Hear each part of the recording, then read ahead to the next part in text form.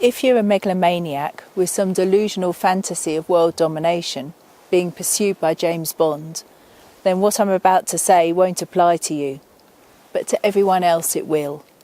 You aren't thinking big enough. Doing a little bit to help make the world a better place is preferable than doing nothing. But if we're honest, it's just tokenism.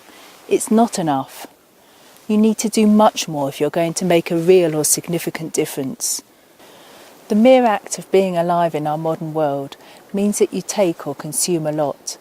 This has a negative environmental impact, and the me first mentality has an adverse effect on people around you, because monkey do what monkey see. It's social conditioning, and there's no disputing this fact. You might not be a violent criminal, but your normalised self-orientated psychology with all of the avoidance tricks simply isn't a good influence.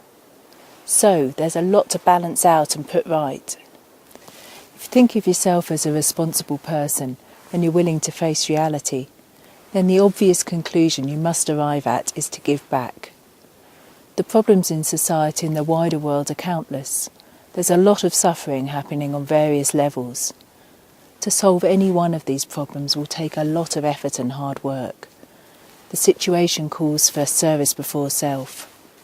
Most people seem content to live a mediocre life, disinterested in being the best they can be.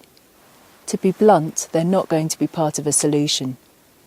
As a consequence, if you're someone who wants to change things, you're going to have to do much more than your fair share. So, there's no getting away from it. You have to think big. If you've been in a serious car crash resulting in a major injury, then just putting a sticky plaster on a small cut simply isn't good enough. It's missing the point.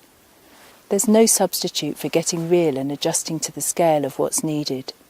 It's simply the logical, kind and practical course of action. Nothing less will do. Thinking big means going beyond the small self-indulgent perspective of you and yours. It involves refocusing your attention on the bigger picture, or specifically on that part you're aiming to improve. If your objective is to help change the self-orientated psychology to a shift towards non-selfishness, then you'll have to think big in a different way. As this is an almost impossible task, but one that can be achieved, it will take a very long time to bring about the re-education of billions of people. Any such education must be precise so that the subsequent change is authentic. You'll have to think beyond the timescale of your own life, because it's a long-term task, but nevertheless working hard to achieve step-by-step goals.